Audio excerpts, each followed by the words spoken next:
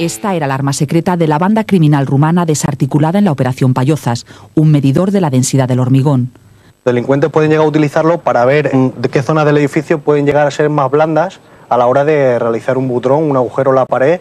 La Operación Payozas también ha desvelado un dato que preocupa a las fuerzas de seguridad. Parte de este grupo ya llevaban un tiempo en España, pero otra parte recientemente ha venido de Italia, motivado por el proceso judicial de expulsión de algunos inmigrantes.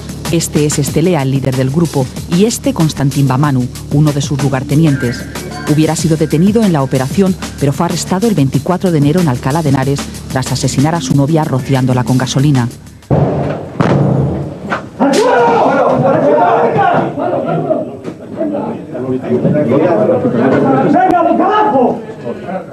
Los grupos criminales rumanos abarcan todo el espectro delictivo, aunque prefieren actividades de alta rentabilidad como el tráfico de seres humanos y la clonación de tarjetas de crédito.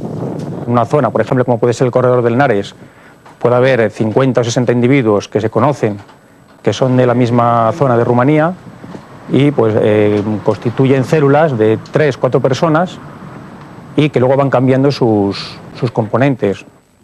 La estructura en células cambiantes y sin jerarquía protege a estos delincuentes. Para la policía es difícil probar que forman lo que el Código Penal tipifica como asociación criminal. De esta manera se podrían unir las causas judiciales que pesan sobre ellos y se agravarían las penas. Estas imágenes muestran cómo un grupito de 3 se dedica a saltar un chalet. Después de haber comprobado la zona, aparcan tranquilamente y les vemos saltar la valla. Saltan con toda la tranquilidad del mundo y a partir de ahora nadie en el exterior puede observar nada. Saben a lo que se dedican y emplean fracciones de tiempo muy reducidas para saltar un chalet. En el año 2007, 11.000 rumanos fueron detenidos por las fuerzas de seguridad.